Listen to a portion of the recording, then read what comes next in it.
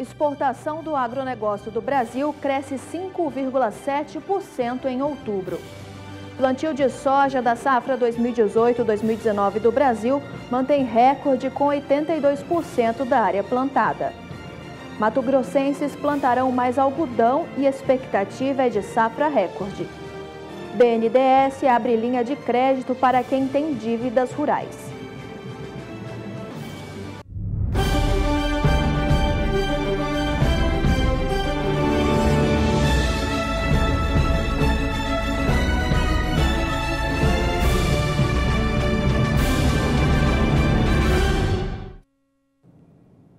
Olá, boa tarde para você que está aqui acompanhando a programação do Canal do Boi. Está no ar mais uma edição do Agricultura BR. Boa tarde, Ju. Boa tarde, Carla. Uma boa tarde e um início de semana a todos.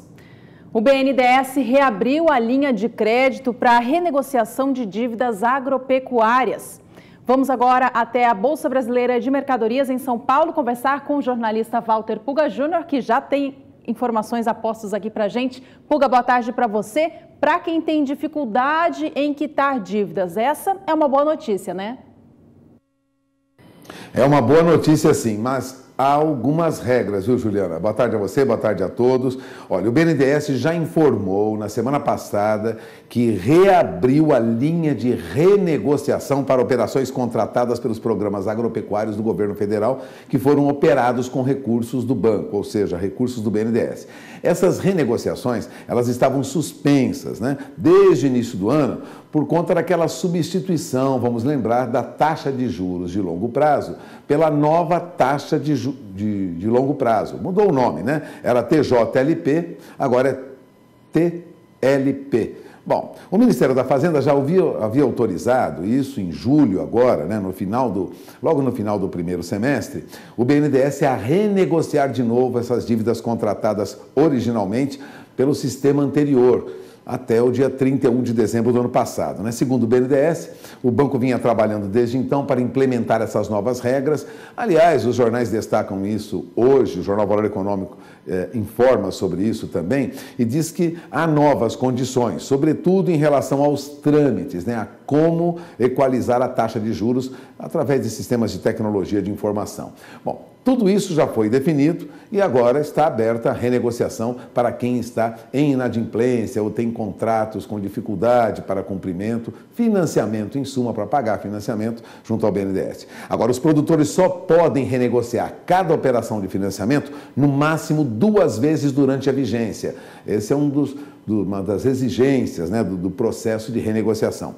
Podem ser renegociadas as parcelas com vencimento no ano civil e prorrogado o vencimento no final do contrato em até 1 ano, ou seja, é possível estender o final do contrato por mais 1 ano. É uma facilidade para quem está com alguma dificuldade, né? Bom, são mantidas as demais condições contratadas anteriormente. Agora, os pedidos de renegociação devem ser acompanhados de informações técnicas, informações que permitam aos técnicos do banco, credenciados pelo BNDES, comprovar os motivos da incapacidade de pagamento, das dificuldades de pagamento e qual o impacto que ele tem na renda do produtor. Ou seja, é preciso uma comprovação do porquê é necessário renegociar a sua dívida, caso você tenha uma dívida com o BNDES. Agora, as operações de financiamento poderão ser contratadas, nessa renegociação, com os 55 agentes financeiros que o BNDES tem, que estão credenciados para operar esses recursos, né? Os agentes podem solicitar novas garantias, inclusive, essa é uma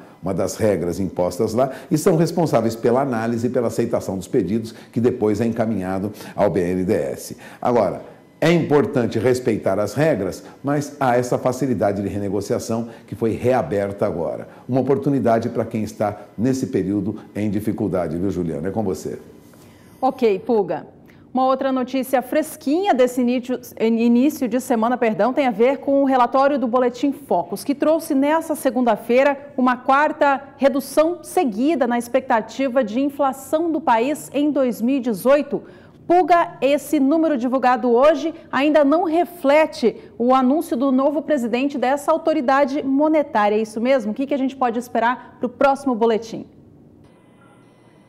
Olha, já não é a primeira vez que os analistas de mercado, né, os economistas, líderes de mercado, ouvidos semanalmente pelo Banco Central, baixam essa expectativa de inflação, né? Eles reduzem a perspectiva de inflação, ou seja, na opinião deles, a inflação será menor, né? É a quarta semana seguida que a pesquisa Focus aponta aí uma redução da inflação, confirmando aí uma redução da inflação. A expectativa agora, no segundo levantamento divulgado hoje, é de uma inflação de 4,13% em 2018 agora e de 4,23% comparado com uma semana atrás, ou seja, eles reduzem mais uma vez a expectativa de inflação. A inflação estaria em baixa, o que é uma boa notícia, né? Para 2019, a projeção de inflação foi ajustada em 0,01 ponto percentual para baixo, já está em 4,20%. O que isso significa?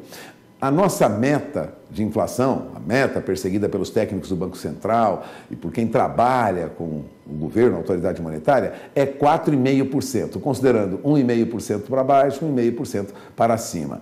Estamos, portanto, abaixo do chamado centro da meta, ou seja, há realmente uma redução da inflação, o que diminui a pressão sobre os preços em geral praticados no Brasil, né? Agora, o centro da meta continua sendo 4,5% e para 2019 a projeção é diferente, é de 4,25%. Então, o centro da meta vai baixar, mas a expectativa é de que nós estejamos abaixo, a 4,20%. A expectativa do centro é 4,25%. Sempre lembrando, um pouco acima, um pouco abaixo, nos limites estabelecidos. É o que o governo, a autoridade monetária, persegue. Portanto, não significa que será assim o ano que vem, mas é um bom indicador. É um indicador de que o mercado reage positivamente às propostas que são apresentadas agora pela equipe que deve assumir o controle da economia do país a partir de janeiro, né? O presidente eleito Jair Bolsonaro anunciou nesta semana,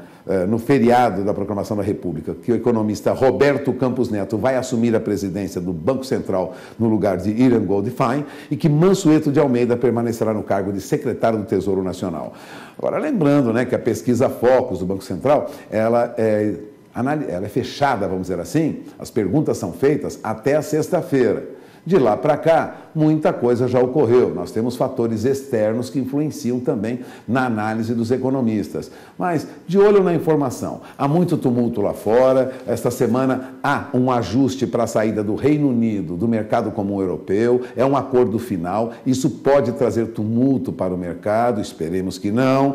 Mas há o acirramento dessa discussão comercial entre Estados Unidos e a China. E isso tem provocado constantes, vamos dizer, oscilações no mercado de câmbio, no mercado de papéis, na análise dos economistas fora do Brasil. Então nós temos fatores externos e internos. A princípio, internamente, tudo caminha mais calmo e com perspectiva positiva. Lá fora, o tumulto ainda é grande, viu? Juliana? Ok, Puga, obrigada pelas informações por enquanto. Carla?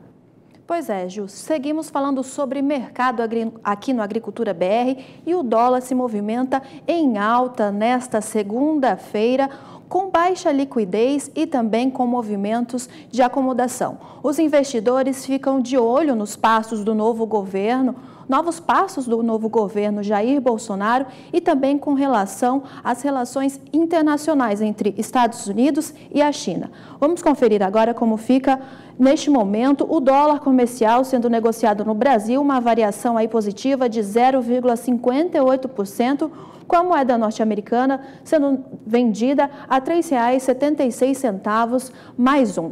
Então vamos voltar a conversar com Walter Puga, direto da Bolsa Brasileira de Mercadorias. Puga, como segue este mercado financeiro nesta segunda-feira? Bom, nesta segunda-feira você acabou de lembrar que o dólar vem em alta. O dólar sobe, agora há pouco subiu um pouco menos, subia 0,50%, estava em 3,75 mais 90. Você alertava agora que já está em 3,76 mais 1. Ou seja, o dólar avança, mas não avança frente ao real apenas não. Avança também diante de outras moedas, né? Bom, é normal que depois de todo o recuo, nos valores do dólar, e nós tivemos queda recentemente, haja alguma acomodação, como lembrava o operador da corretora Concor, o Kleber Machado, né? Ele comentava isso com analistas e com outros jornalistas de agências de notícias como a Reuters, por exemplo. Agora, o dólar operava em leve baixa frente a uma cesta de moedas e também em boa parte da divisa de países emergentes, como a lira turca, operava em baixa, né? Então, agora, diante do real, há uma acomodação aqui que não acompanha o que acontece lá fora. Mas vale lembrar também que hoje, véspera de feriado aqui em São Paulo, amanhã nós não teremos operação no mercado financeiro, no mercado de bolsa, há uma baixa liquidez. Então, o volume de negócios é muito pequeno. A perspectiva é de que o dólar se mantenha agora acima de 3,70. Isso contraria, vamos lembrar, expectativas no mês passado, quando as estimativas dos analistas eram de que o dólar recuaria abaixo de 3,60, chegaria até mesmo no final do ano a R$ 3,50.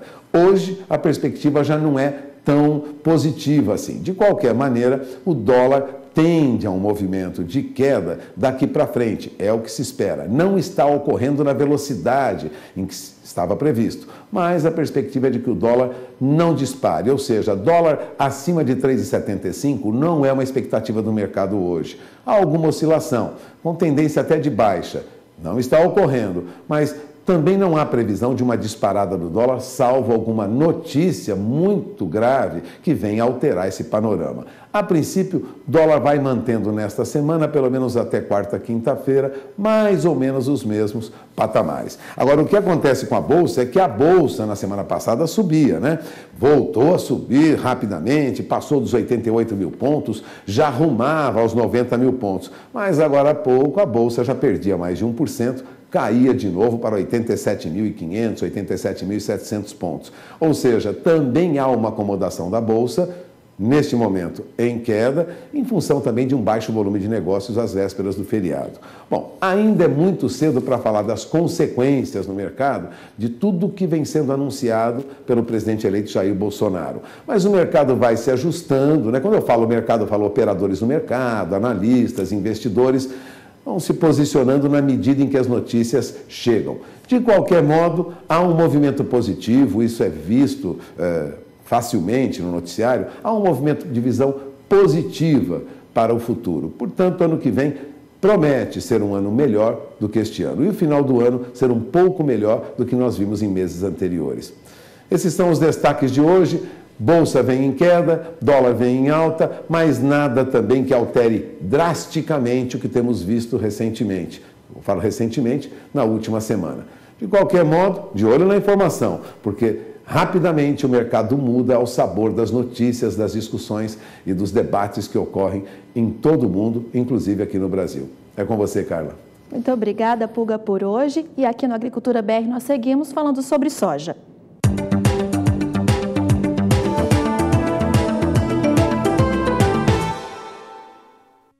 O Ministério da Agricultura reforçou na última sexta-feira os números das exportações do agronegócio feitas pelo Brasil no mês de outubro. Os dados mostram uma alta significativa em relação a outubro do ano passado, alta de quase 6%. Ao todo, o agronegócio do Brasil exportou um montante de 8 bilhões 480 milhões de dólares no mês passado, trazendo uma elevação de 5,7% na comparação com outubro de 2017. Esse número alto foi impulsionado pelos embarques de soja, de celulose e do complexo carnes.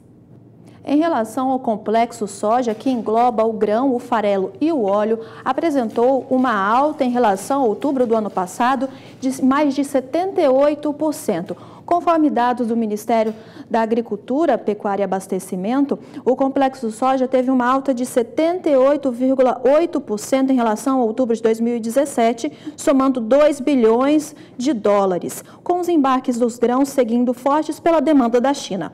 A maior parcela desse valor foi gerada pelas exportações de soja em grãos, que alcançaram volume recorde para todos os meses de outubro, com 5.350.000 toneladas, uma alta bem grande de 115% em relação ao ano anterior, o que resultou em uma receita também recorde para o mês de outubro de 2 bilhões 110 milhões de dólares, alta de 124,2% na comparação anual. Vamos agora ao segundo item que mais trouxe valor agregado à pauta de exportação do Brasil no mês de outubro. Foram as carnes, somando carne de frango, carne também suína e carne bovina. O volume total de receita gerado no mês passado chegou a 1 bilhão 350 milhões de dólares. 608 mil toneladas, sendo o volume total de carne embarcada. A carne bovina foi a que representou a maior parte destas vendas, somando 619 milhões de dólares. E em terceiro lugar do ranking, quem mais exportou do agronegócio em valor foram os produtos florestais. De acordo com dados do mapa, você vê aí na sua tela, os produtos florestais registraram a soma de 1 bilhão 120 milhões de dólares, uma alta de 10,2% na comparação com o mesmo mês do ano anterior. O principal produto negociado no período foi a celulose.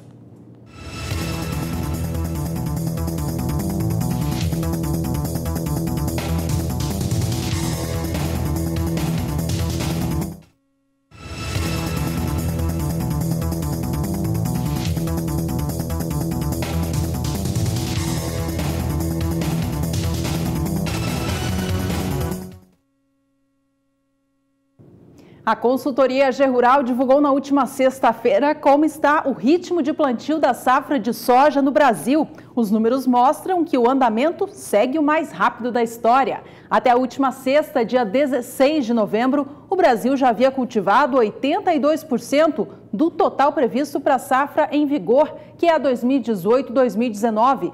Veja o quanto vem avançado em relação aos anos anteriores. Em 2017, esta mesma época do ano trazia o índice de 73% e, na média dos últimos 5 anos, 67%. Na última semana, o avanço nacional do plantio foi de 11 pontos percentuais. E para Mato Grosso, que é o estado com maior produtor da oleaginosa do Brasil, os trabalhos estão praticamente concluídos. De acordo com os dados da consultoria AG Rural, até a última sexta-feira já tinham sido plantados no estado 98% do total da área estimada. Em 2017, haviam sido plantados neste mesmo período 90% da área e a média de 5 anos, 87% para a área projetada. Depois do estado de Mato Grosso, Paraná é o segundo maior produtor de soja do Brasil. Vamos acompanhar como veio o plantio por lá. O clima, segundo a AG Rural, também contribuiu para as atividades de campo na última semana, que alcançaram 89% da área prevista até a última sexta. O número vem em linha com o que o estado paranaense tinha nessa mesma época do ano passado, quando completava 88% de plantio finalizado. Os estados de Mato Grosso do Sul e São Paulo já contabilizam 99% de área plantada.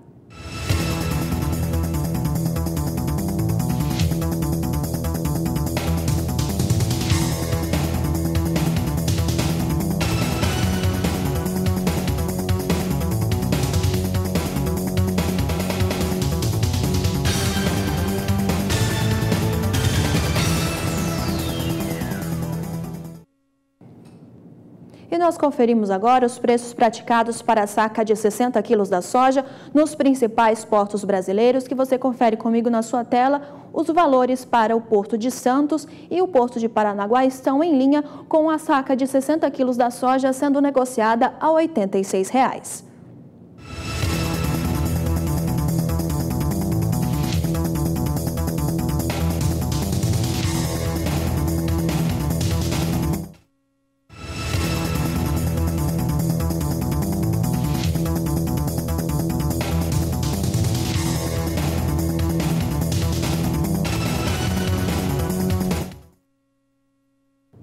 O O clima chuvoso no Brasil nos últimos meses, que tem favorecido o avanço rápido da semeadura da nova safra de soja, traz um porém: a preocupação com a ferrugem asiática do grão, que é proliferada quando há uma maior umidade, em união com temperaturas mais elevadas. O consórcio anti-ferrugem, que é uma parceria público-privada que traz o estudo da ferrugem no Brasil e faz o acompanhamento das lavouras por todo o país, trouxe nesses últimos dias o avanço dos casos de ferrugem asiática da soja nesta safra no Brasil, que cresceu, agora também se encontra no estado de Santa Catarina. Atenção, produtores de soja do país, então, para dar uma olhada em onde estão localizados estes focos. Além de Santa Catarina, o estado de São Paulo e também o estado do Paraná já registram casos de ferrugem asiática. Em Santa Catarina, no município de Quilombo, foi registrado o primeiro foco desta safra, então, para o estado. Portanto, em Santa Catarina, há um caso registrado nestes últimos dias. Os municípios que você vê embaixo são para o estado de São Paulo, São Miguel Arcanjo e Itapeva. Agora, na sua tela, o estado do Paraná. Nestes municípios também foram registrados ferrugem neste novo ciclo. Mariópolis, São Pedro do Iguaçu, Marechal Cândido Rondon, Porto Mende, Nova Santa Rosa, Nova Cantu, Ubiratã, Juranda, município de Campo Mourão, Peabiru, São João do Ivaí e Jaguarivaí são os municípios do Paraná, então, que também já contam com novos casos da ferrugem. Alerta, então, para os sojicultores do país. Então, para saber se o clima contribui para a melhora desta ferrugem asiática no centro-sul do país, vamos lá para a Somar Meteorologia ver com a Juliana Rezende. Boa tarde, Juliana, seja bem-vindo à Agricultura BR. Continua chovendo, como fica o clima para a região centro-sul, para que os produtores de soja possam se identificar se vai ter ferrugem ou não nas suas lavouras? Olá, muito boa tarde, Carla. Boa tarde a todos que nos assistem. Olha, agora a gente tem uma frente fria avançando pela costa do Brasil. Isso aconteceu já nas últimas horas. Esse sistema frontal atua, então, próximo à região sudeste, atuou no final de semana na região sul. Agora, então, o que a gente tem em relação ao cenário? Frente fria atuando próximo ao sudeste, ajudando a manter a chuva entre sudeste e centro-oeste, mas a gente tem ausência de instabilidades na região sul. Após a passagem da frente fria, uma massa de ar mais seco vai tomar conta da região sul. É por isso que nesses próximos dias não tem previsão de chuva praticamente na região sul, tanto que os acumulados são baixos, variando de 15 a 30 milímetros. O Paraná é que acaba recebendo um pouco mais de instabilidades, a chuva é um pouco mais persistente, ainda muito por conta da umidade que segue sendo transportada pelos ventos em altitude e segue garantindo, então, chuvas tanto no centro-oeste, na região sudeste, influenciando também Paraná. Rio Grande do Sul e Santa Catarina vão ter pancadas muito fracas e isoladas nesses próximos dias. A gente volta a ter períodos até de tempo mais seco, um cenário favorável, principalmente em relação aos focos de ferrugem asiática nas lavouras de soja. Agora, o cenário para as áreas produtoras centrais do país, sudeste e centro-oeste, vai seguir ainda muito prejudicada no decorrer das próximas semanas, porque a gente vai ter muita instabilidade na parte central. Os ventos em altitude vão seguir garantindo e mantendo as instabilidades entre sudeste e centro-oeste até as áreas mais ao norte do país. Por isso, grande parte do sudeste e centro-oeste vão receber muita chuva já a partir da próxima semana. E aí sim, os acumulados são elevados, variando de 50 a 70 milímetros em um curto período de tempo. Conforme a chuva migra para a parte centro-norte brasileira, diminui ainda mais na região sul. A gente volta a ter períodos de tempo mais seco, pancadas fracas e isoladas, que não garantem, então, excesso de umidade do solo. Agora, o cenário para sudeste e centro-oeste vai seguir ainda muito preocupante até pelo menos o comecinho do mês de dezembro. Áreas de Minas Gerais, Espírito Santo, Goiás e Mato Grosso vão seguir recebendo muita chuva no decorrer de todo o mês de novembro e até o comecinho de dezembro. Essa chuva, então, vai seguir forte, pancadas intensas com acumulados de até 100 milímetros em forma até de temporais. Então, essa chuva toda no decorrer das próximas semanas vai seguir muito concentrada entre sudeste e centro-oeste. Paraná recebe alguma chuva já nesses próximos dias, mas nas próximas semanas diminui bastante. Então, índices de umidade do solo vão seguir ainda bastante elevados, regiões sudeste e centro-oeste, áreas produtoras de soja, cenário que preocupa bastante os produtores, porque segue mantendo o solo com excesso de umidade e acaba favorecendo ainda, então, aumentando o risco para a ferrugem asiática em áreas produtoras de soja do sudeste e também centro-oeste nas próximas semanas. Daqui a pouco eu volto com mais previsão do tempo. Obrigada, Juliana. Então, momento de atenção e planejamento para você, produtor, não ter perdas na sua lavoura. No cenário internacional, as especulações em torno de uma possível reaproximação dos Estados Unidos com a China começam a crescer. Isso traz à tona um cenário mais positivo para o mercado da soja no cenário internacional. Isso porque a China é o maior comprador da oleaginosa do mundo e desde que impôs tarifas, a soja norte-americana deixou de comprar o produto dos americanos. A gente acompanha então como que vem operando Chicago nesta segunda-feira. Olha, depois da alta que a gente teve, frente àquela notícia positiva da última semana, os negócios hoje voltam a abrir a semana com queda. Posição de janeiro vem a $8,85 por bushel. Março de 2019, $8,98. Contratos com vencimento em maio do ano que vem operam a $9,11 por bushel, enquanto a soja para entrega em julho, $9,23 por bushel, com as posições caindo agora até mais de 7 centavos por bushel no momento. E por aqui é hora de um intervalo comercial, mas no próximo bloco você vai ver que mato-grossenses plantarão mais algodão na próxima safra, que promete ser recorde. E veja ainda nessa edição como está o andamento do plantio do milho na região centro-sul do país. Agricultura BR de volta e o destaque agora é para o milho.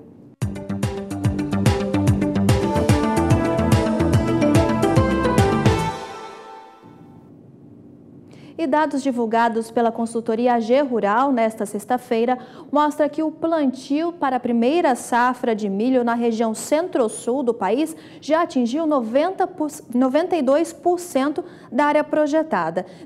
Este valor é bem maior do que os últimos anos, conforme dados da agência, que mostra que no mesmo período do ano passado já haviam sido plantados 63% da área. E também na média de 5 anos estava em 71%. Portanto, até a última sexta-feira, 92% da área de milho, primeira safra para a região centro-sul, já havia sido plantada, muito acima dos últimos anos. E ainda de acordo com a consultoria, no sul do país, onde o plantio foi finalizado na última semana, após a semeadura dos últimos hectares que estavam no Paraná, as lavouras se desenvolvem bem.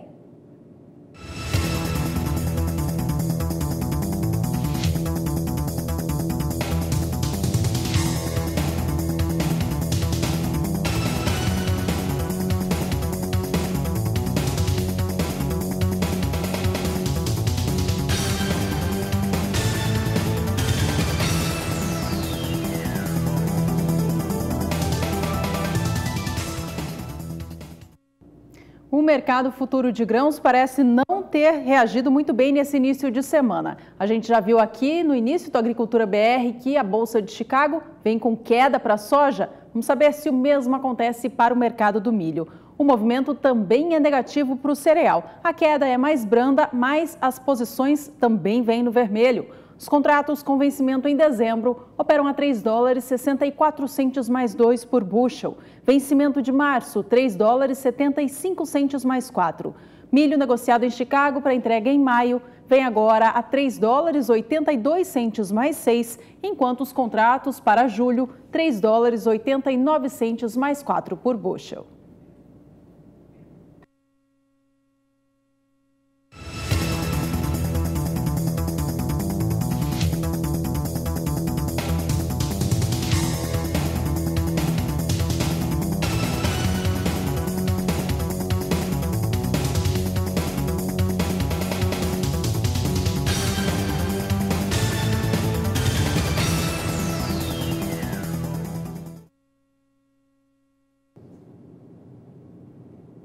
E o Instituto Mato Grossense de Economia Agropecuária, o IMEA, projeta que para o ano safra 2018-2019 deve apresentar um aumento de área para o algodão de 18,1% no Mato Grosso.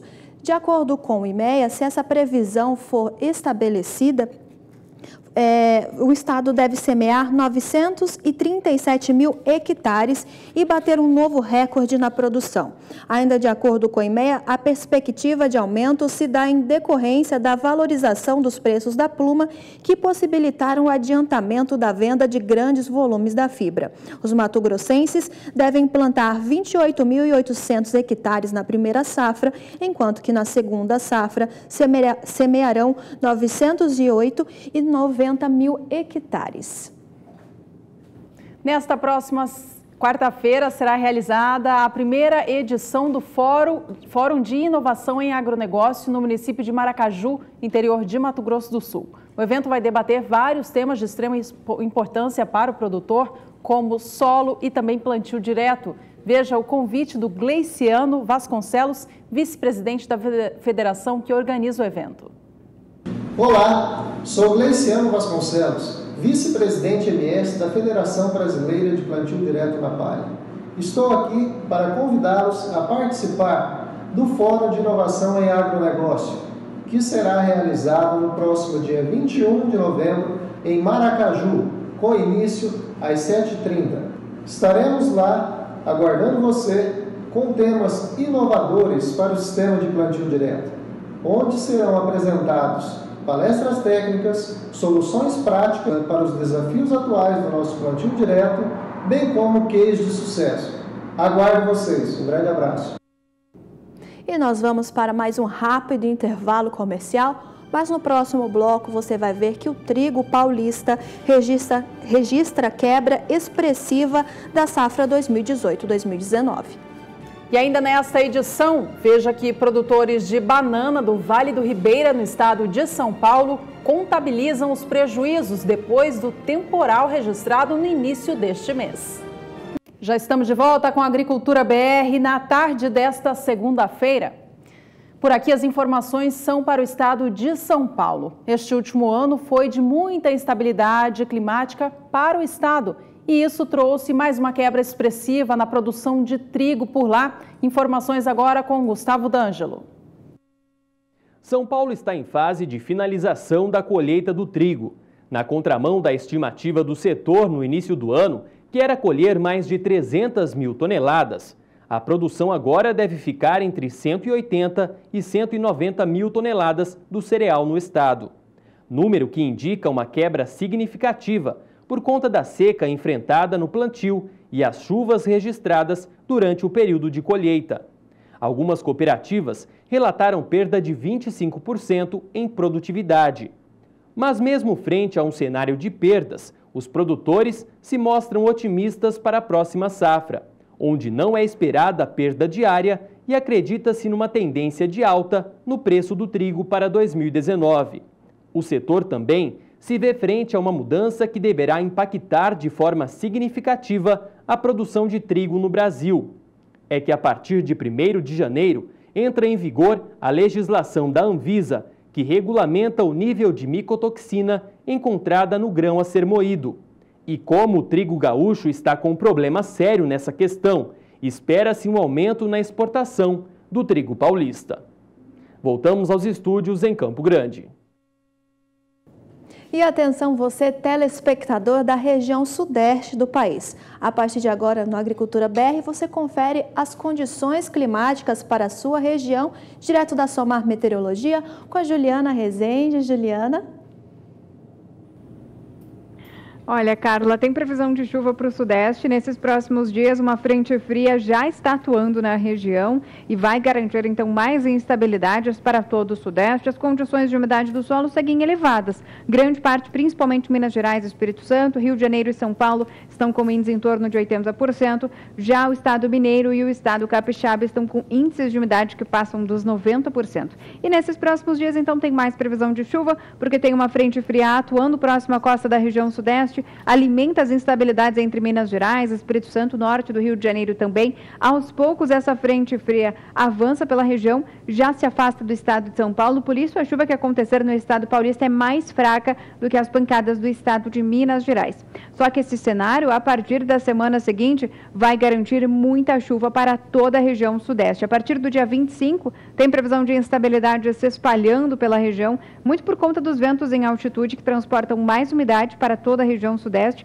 E aí sim, São Paulo, Minas Gerais vão receber fortes pancadas de chuva, com risco até para essa chuva vir em forma de temporais. E o acumulado segue elevado. 50 milímetros é o volume de água entre São Paulo, sul e leste de Minas Gerais, entre os dias 25 e 29 de novembro. Só que na faixa norte, noroeste do estado mineiro, aí sim a chuva ainda é mais intensa, as pancadas são mais fortes, chuva mais intensa também e com pancadas bastante intensas na região. No decorrer do terceiro e último período, até o comecinho de dezembro, a chuva vai migrar cada vez mais para o norte mineiro. Os temporais, então, acontecem em grande parte da metade norte mineira. Espírito Santo também vai seguir influenciado, mas aí a chuva diminui bastante entre São Paulo, Triângulo Mineiro, sul de Minas Gerais e até o Rio de Janeiro. Então, no decorrer dessas próximas semanas, tem previsão de muita chuva ainda para a maior parte da região sudeste.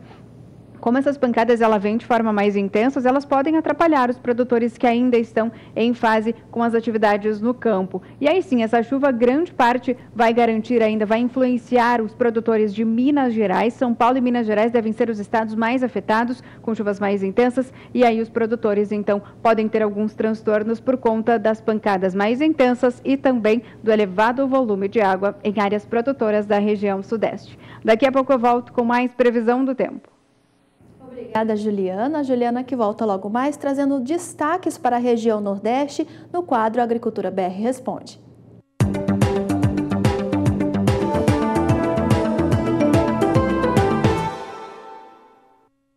Que tal ter hortaliças fresquinhas todos os dias? Um curso oferecido pelo Senar Gaúcho mostra como é fácil e viável ter uma horta em casa. A reportagem é de Annelise Nicolodi. Nesse terreno, ao lado de casa, Dona Aldir mantém uma horta doméstica. Daqui, saem legumes e verduras que alimentam a família e ainda sobra para distribuir para os vizinhos. Berinjela, pepino, abobrinha de tronco, abobrinha... Ai, a moranga caputiá já está tamanho do morango. E eu gosto muito assim de colher a nossa produção para a família e a gente às vezes distribui para os vizinhos. A horta é um orgulho para a família Bagolin, tanto que eles decidiram emprestar o espaço para a realização de um curso oferecido gratuitamente pelo Senar, o Serviço Nacional de Aprendizagem Rural. É a oportunidade que o militar Magno esperava para desenvolver técnicas de cultivo e realizar um sonho de infância. Primeiramente, eu vim do campo, né? Então, com o tempo, eu acho que a gente quer voltar às origens, né? Então foi uma coisa que me despertou e eu também tenho interesse em conhecer mais sobre, principalmente, a agricultura familiar e a agricultura de subsistência, né? Então eu acho que alguns países lá fora, né, utilizam até esse tipo de agricultura. No quintal da casa cada um tem o seu plantio, né, para a própria subsistência. Eu acho que é uma coisa interessante. Acho que todo brasileiro deveria pensar assim, né, e cada um desenvolver ali no seu quintal. Tem possibilidade de desenvolver esse tipo de plantação, né? Eu acho interessante, isso aí me despertou e eu vi o curso no Senar, né? E me interessei, fiz o contato. Estou aqui aprendendo mais, né? Já conheci alguma coisa, mas estou aprendendo bastante. Já conseguiu implantar uma horta em casa? O terreno já está lá pronto, já com a técnica adquirida aqui eu vou implantar, com certeza. Depois daqui, então, sucesso garantido. Com certeza. Bastante dica aqui do professor, né? Conhece muito, entende muito do assunto e com certeza vai implementar e a gente vai ter sucesso, com certeza. Hortas totalmente sustentáveis e com alto potencial produtivo. Esse é o principal objetivo do curso de hortaliças promovido pelo Senar. O instrutor Kleber Zorteia trouxe técnicas que iniciam com a escolha das mudas e como elas devem ser preparadas para o plantio, época recomendada e principalmente o uso da fertirrigação para melhorar o desempenho da produção. Então as pessoas querem trabalhar com hortaliças e agora? Planta alface, produziu tal mês, no outro mês não produziu. o que é? Foi o que eu fiz de errado? Foi a questão da cultivar que não acertei? Então a gente está trabalhando um curso básico em cima disso, para que as pessoas possam saber a variedade correta a ser utilizada em cada época do ano, o manejo do solo, como preparar corretamente um canteiro, a questão da cobertura, que é muito importante para manter o equilíbrio dos micro-organismos no solo, a questão de reduzir a perda de água. Ao mesmo tempo, o pessoal coloca que tem pouca água disponível, então a gente está trabalhando um sistema de fornecer água e adubo que não se perde, né, dentro desse sistema. Então eles estão aprendendo a fazer um manejo sustentável, adubação correta para que essa planta se torne um alimento saudável para quem consumir, para quem produzir para o seu sustento ou para quem for comercializar para venda, e ao mesmo tempo eles estão aprendendo a fazer o manejo da forma correta também. Com duração de 24 horas, o curso promove a produção de alimentos saudáveis e o reaproveitamento de materiais.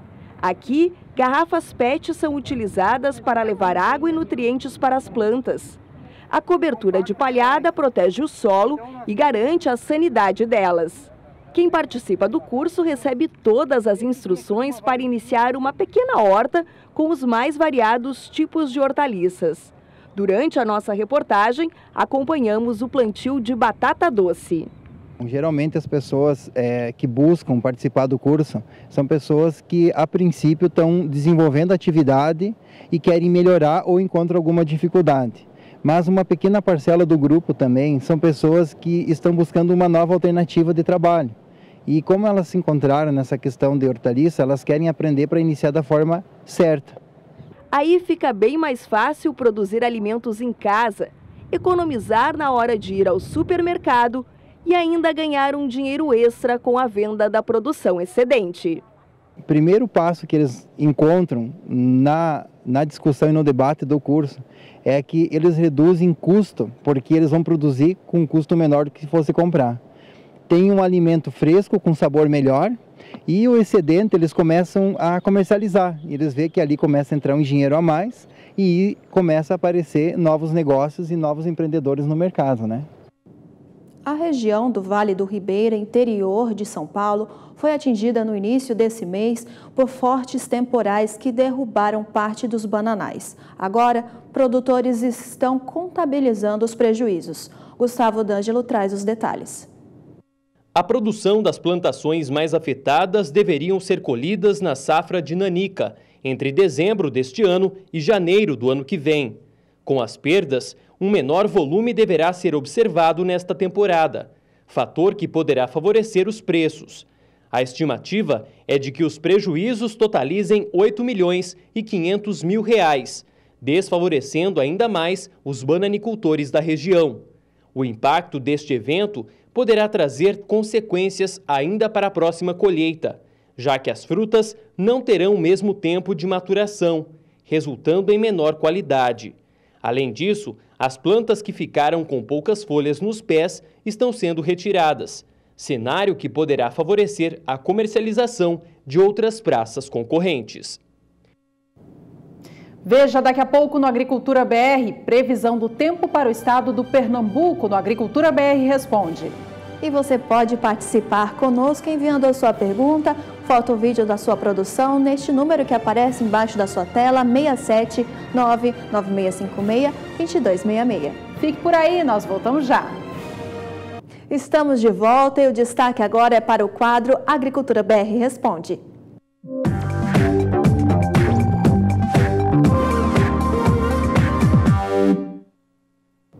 E a nossa participação deste quadro Agricultura BR Responde vem lá do Nordeste. Confira comigo, nosso telespectador é o Paulo Coutinho, do município de Bodocó, em Pernambuco. Ele diz: olá, boa tarde. Quero saber as previsões de chuva para a minha cidade, Juliana. Paulo Coutinho, então, e a todos que são da região de Bodocó, no estado do Pernambuco, atenção para as informações, então. A Juliana Rezende já está a postos aqui para falar com a gente. Ju, oi para você. Como que fica o clima, então, para o Pernambuco? Olá, Juliana. Olha, tem previsão de chuva para a região de Bodocó nesses próximos dias e vai vir de forma intensa. A previsão de chuva é expressiva para o interior de Pernambuco. A expectativa é de que nesses próximos dias ainda vai garantir tempo firme. Vamos ter uma massa de ar mais seco atuando na maior parte do oeste do Pernambuco, por isso até o dia 24, nada de chuva. As pancadas vão ficar concentradas apenas no litoral e faixa leste, mas esse cenário muda aos poucos. Já no decorrer da semana seguinte, já podemos ter áreas de instabilidades atuando na faixa oeste de Pernambuco, alcançando já a região de Bodocó, e aí a chuva começa a ganhar intensidade aos poucos. No decorrer deste período, entre os dias 25 e 29, o acumulado de chuva ainda varia de 30 até 50 milímetros. E nos dias finais de novembro, até o comecinho do mês de dezembro, aí sim, a chuva vai ganhar mais intensidade. Tem previsão de acumulados de 50 até 70 milímetros na maior parte do oeste de Pernambuco. Região de Bodocó vai seguir influenciada por conta dessa chuva, então grande parte das áreas produtoras do interior de Pernambuco vão seguir recebendo instabilidades que acabam ganhando mais intensidade entre o final de novembro e comecinho do mês de dezembro. Tudo isso influenciado por conta de instabilidades tropicais, calor e umidade que acabam sendo os principais motivos por conta dessas instabilidades no interior de Pernambuco. Então tem previsão de chuva aí retornando para a região de Bodocó, cenário então bastante otimista para os produtores da região. Daqui a pouco eu volto com mais previsão do tempo. Certo, Ju, obrigada por enquanto. Boa notícia então aí, Paulo, para a sua região de Bodocó. Um abraço, até a próxima. O agronegócio brasileiro já se destaca por ser o grande motor da economia brasileira, respondendo individualmente por 1/4 do PIB do Brasil. Mas se não fossem os entraves logísticos, principalmente, esse setor poderia contribuir ainda mais. E para fazer parte deste desafio, o governo federal, junto com o Ministério da Agricultura, Pecuária e Abastecimento, lançou o programa AgroMais. E o Éder Campos, quem traz as informações sobre esse programa para você. Você que é produtor sabe, depois de dar duro no campo, tem mais trabalho para levar seu produto ao mercado. São inúmeras exigências e normas que precisam ser cumpridas. São coisas necessárias para garantir a qualidade dos alimentos comercializados, mas também são muitas coisas ultrapassadas, burocracia que já não tinha mais sentido nos dias de hoje. Mas isso mudou com o AgroMais, um programa inovador que já transformou a vida dos produtores brasileiros. Em apenas 2 anos, o Ministério da Agricultura adotou mais de 1.000 novas soluções que estão reduzindo custos e agilizando os processos de inspeção de mercadorias, tanto na comercialização dentro do país, quanto na importação e exportação. São soluções de diversos aspectos, tais como modernização de normas regulatórias e o estímulo à produção sob a ótica da responsabilidade social e sustentabilidade. O AgroMais é isso, são 2 anos de avanços no campo e na vida de quem produz, com benefícios para todos os brasileiros. Daqui a pouco tem previsão do tempo para o estado de Rondônia. E você também confere ainda nesta edição do Agricultura BR os destaques do Showtech 2019. Nós voltamos já.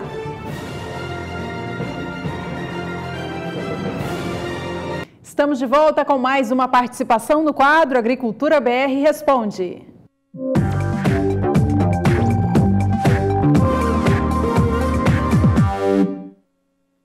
A pergunta de agora vem lá do estado de Rondônia. Você de casa, lê comigo na sua tela. Olá, amigos. Acabei de chegar e estou ligado no programa. Manda a situação do clima para hoje. Quem mandou foi o Jorge dos Santos Gonçalves, do município de Ji-Paraná. Jorge, que bacana ter a sua audiência por aqui.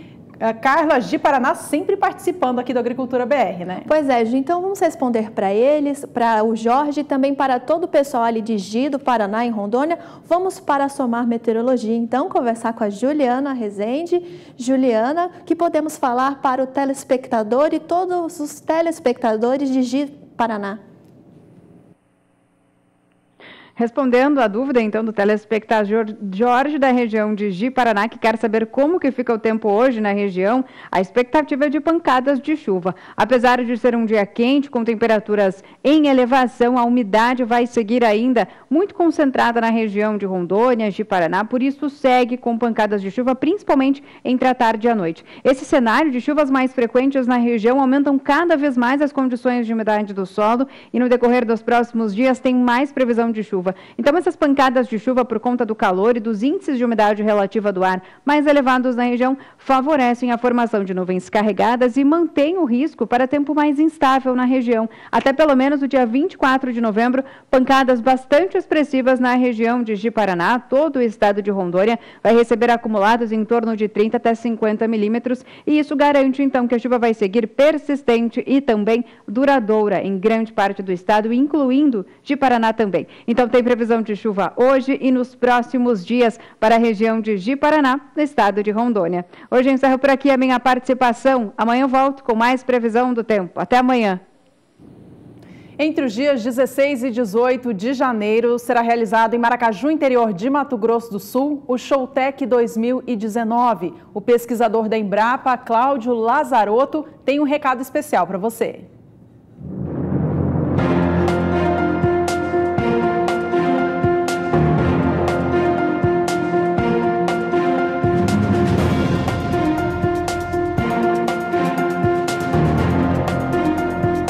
Eu sou Cláudio Lazarotto, sou pesquisador da Embrapa e estou aqui hoje para te convidar para participar do Showtech 2019, de 16 a 18 de janeiro, aqui em Maracaju, no âmbito da Fundação MS.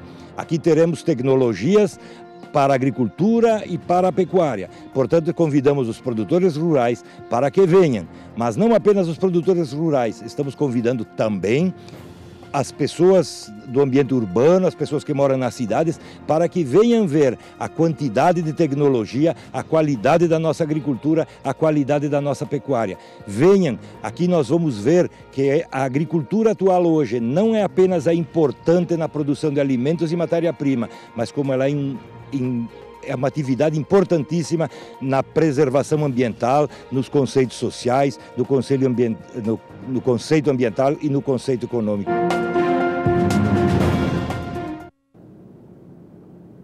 E nós vamos para mais um rápido intervalo comercial, mas já voltamos trazendo mais informações para você. Fique conosco, voltamos já.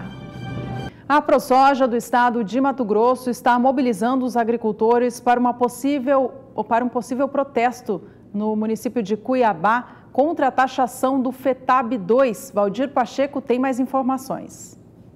Mais uma vez, volta a discussão sobre a taxação do agro para sanar as contas do governo do estado.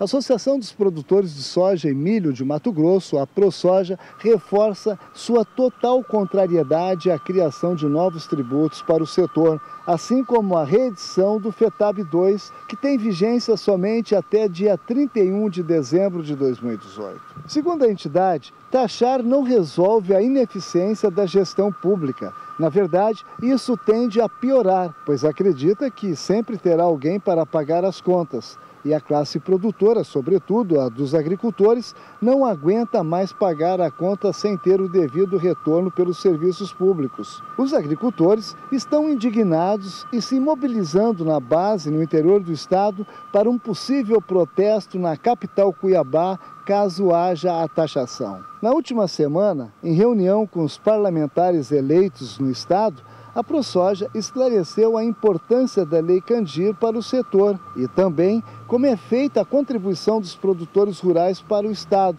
demonstrando, inclusive, que o setor representa mais de 50% do PIB estadual e somente a produção de soja e milho arca com 29% da receita de ICMS. A maioria dos agricultores, 83%, segundo pesquisa, plantam até 3 mil hectares, o que é considerado porte médio. E mais especificamente, 52% destes são pequenos, áreas de até 1.000 hectares e pelo seu tamanho e estrutura não fazem exportação direta, pois vendem a produção para terceiros. Além disso, Mato Grosso, por ser um estado dependente do setor primário de produção, não pode exportar imposto. E é isso que acontecerá com qualquer possível taxação sobre o setor, tirando a competitividade dos produtores e do próprio estado, destaca a entidade. De acordo com a ProSoja, o setor produtivo não pode mais aceitar os abusos econômicos e a irresponsabilidade fiscal ocorridas em Mato Grosso, sem ainda mencionar a corrupção que tomou conta do estado nos últimos anos.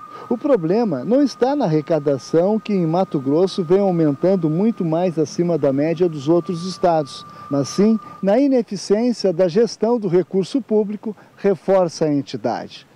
Valdir Pacheco para o SBA, Sistema Brasileiro do Agronegócio. Momentos finais por aqui nesta edição do Agricultura BR e nós vamos conferir como se movimenta o dólar no Brasil neste momento, que estava no começo desta edição do Agricultura BR em alta. Confira conosco então como está a variação neste momento do dólar, continua positiva de 0,39% para a moeda norte-americana, que neste momento está sendo vendida a R$ 3,75 mais 4. E com essas informações nós encerramos esta edição do Agricultura BR, agradecendo muito pela sua companhia. Obrigada pela companhia em mais este dia, a gente se vê em breve. E uma boa tarde para você.